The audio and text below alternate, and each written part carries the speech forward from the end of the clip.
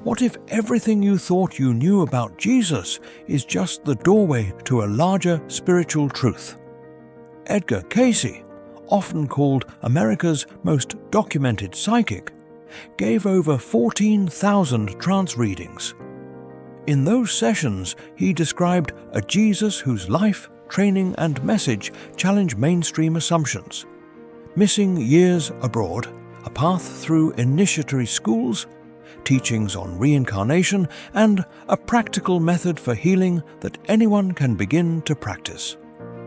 Cayce said he accessed the Akashic Records, a universal memory of souls, and from that vantage he offered a different frame. Jesus not only as Redeemer, but as Wayshower, a perfected consciousness demonstrating what the human soul can become.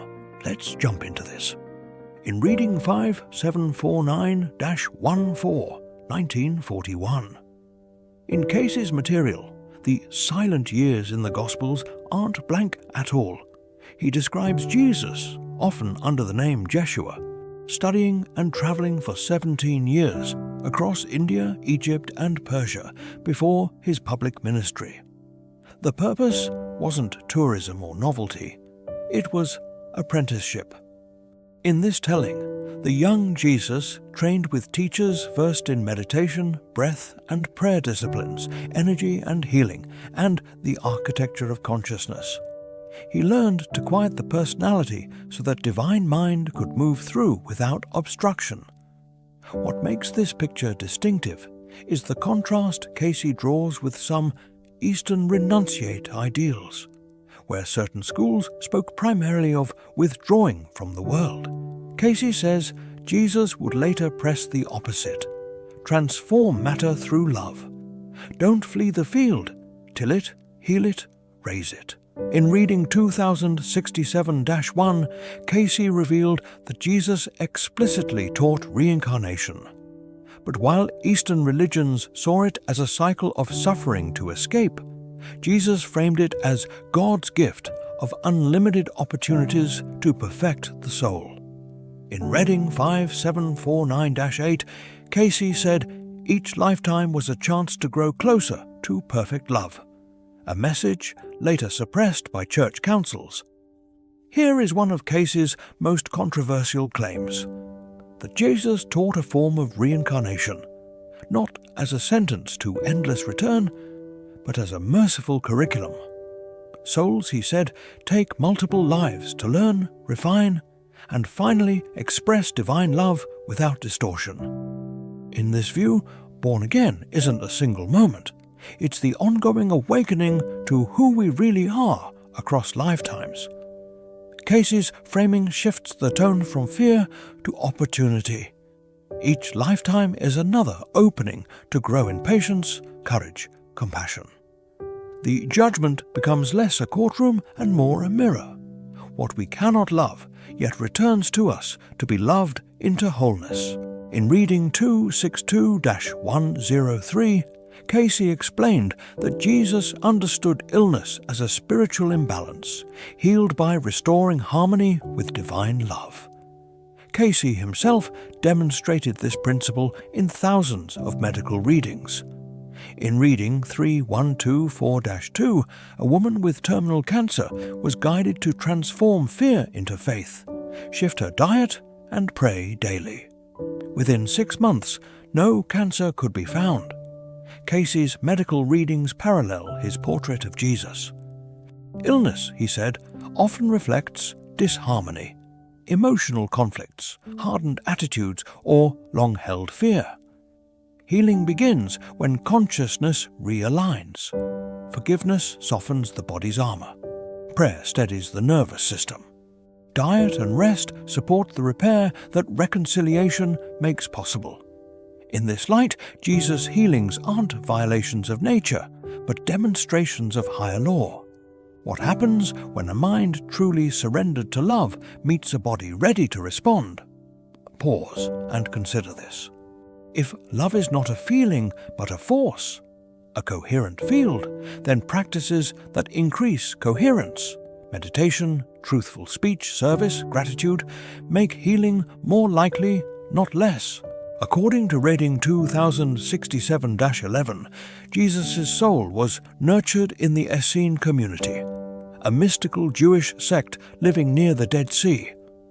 The Essenes prepared Mary from early childhood to fulfill her mission. Reading 1472-1 says she was trained in meditation, prayer and purity, beginning at age 4, preparing her to conceive and raise the Christ child.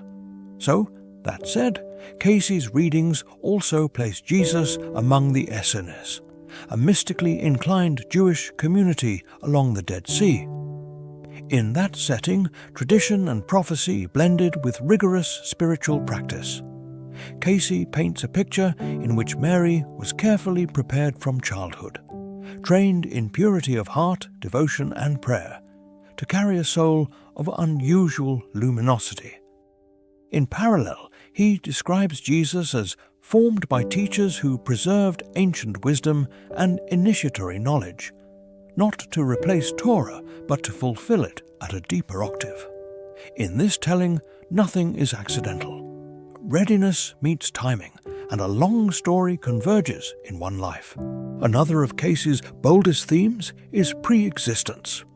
He presents Jesus as a soul whose earlier lives steadily refined capacity, learning to wield power without pride, knowledge without coldness, purity without withdrawal. By the time of the Nativity, the vessel was prepared. Not omniscience dropped from the sky, but mastery ripened through experience. Cayce revealed in Reading 364-5 that Jesus' soul had lived before as Adam, the first human, and later as Enoch, who walked with God and was taken without dying. These incarnations were steps in a long soul journey preparing for the final mission as Jesus the Christ. When he declared, "Before Abraham was, I am," Reading 364-15, it reflected direct memory of his soul's eternal journey.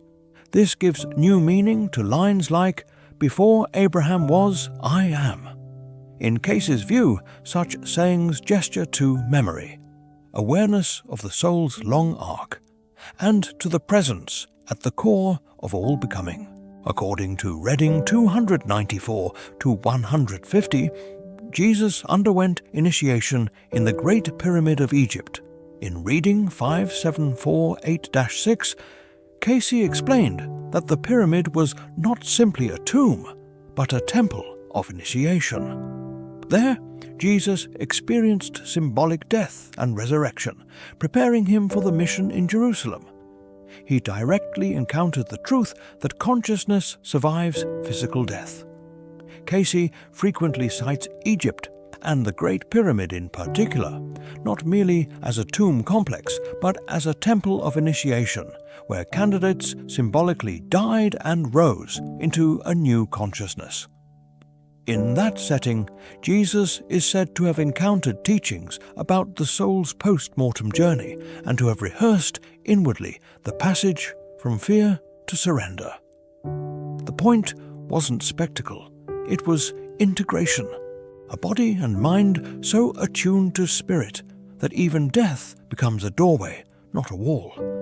If true, this would explain the unshakable authority with which Jesus later speaks of life beyond death, not as theory, but as lived knowledge. In Reading 365-31, Cayce explained that when Jesus spoke of the kingdom of heaven, he meant a state of consciousness available here and now. His parables, such as the prodigal son, were not only moral stories, but encoded teachings about the soul's long journey away from and back to God through lifetimes of growth. Cayce's portrait reframes Jesus' core message. The kingdom of heaven, he says, isn't a distant destination, it's a state of consciousness, the condition of a heart aligned with divine will. The parables, then, aren't just moral tales, they are practice manuals.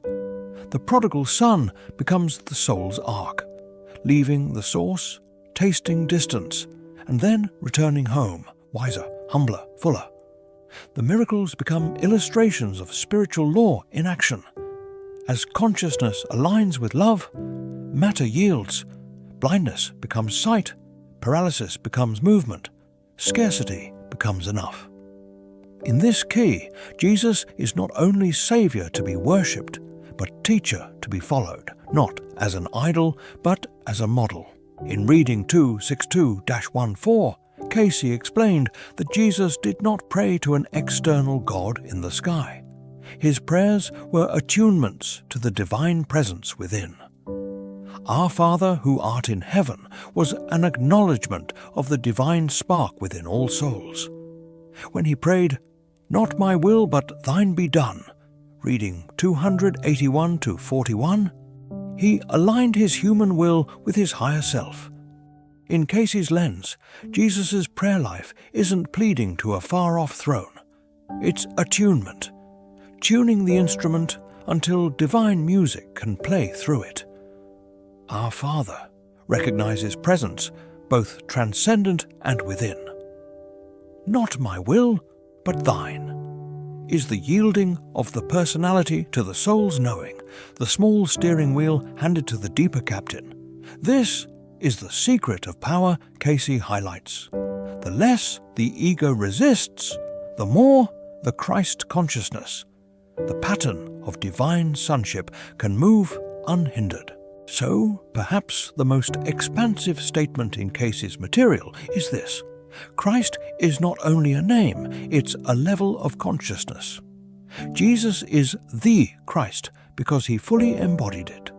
But the invitation is universal. Learn what he learned, do what he did, become what he became, each after our measure.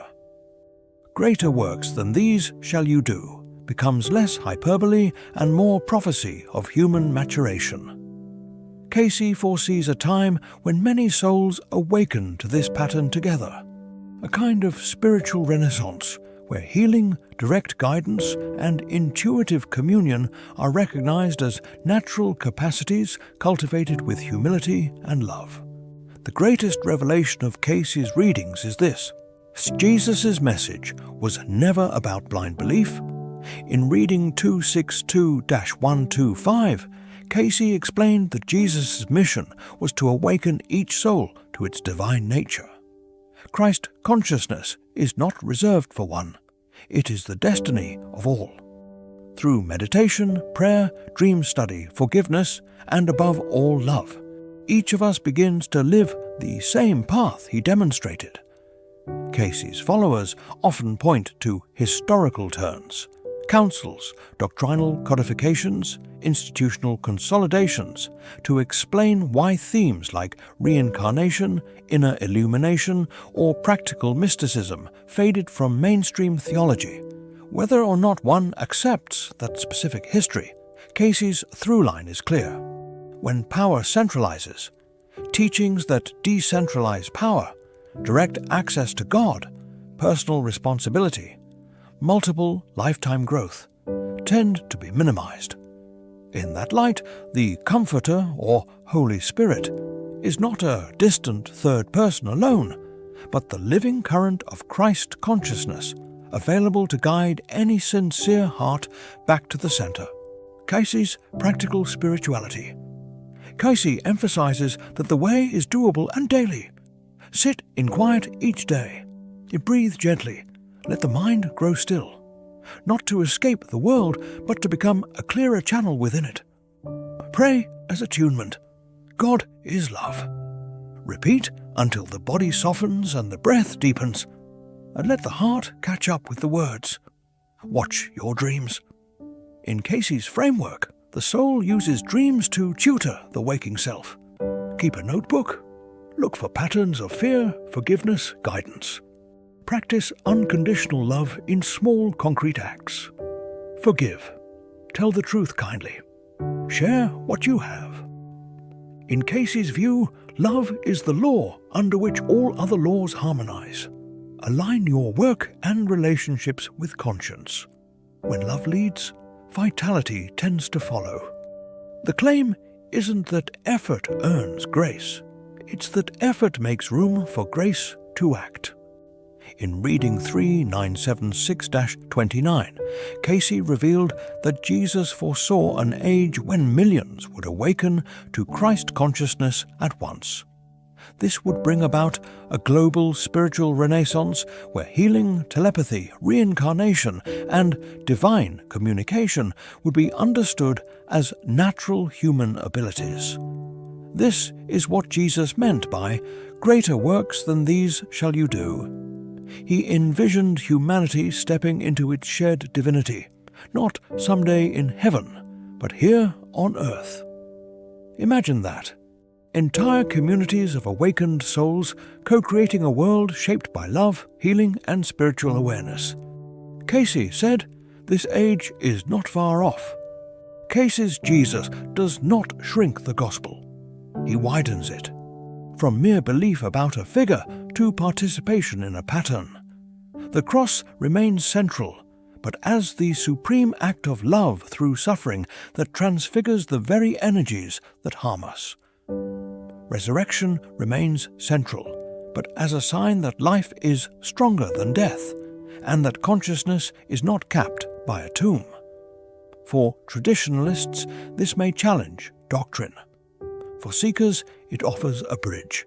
The historical Jesus and the mystical Christ held together, not in competition, but in completion. A closing invitation for you. If Cayce's portrait holds any truth, then the invitation is startling and simple. Don't stop at admiring Jesus. Apprentice to him.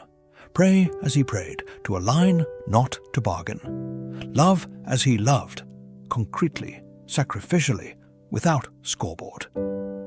Heal where you can, with presence, listening, and the courage to forgive. Treat your days as the very field where Spirit would like to work through you. The claim is not that you are asked to become someone else, it's that you are asked to become fully yourself, the self in whom God delights and through whom love can move unhindered.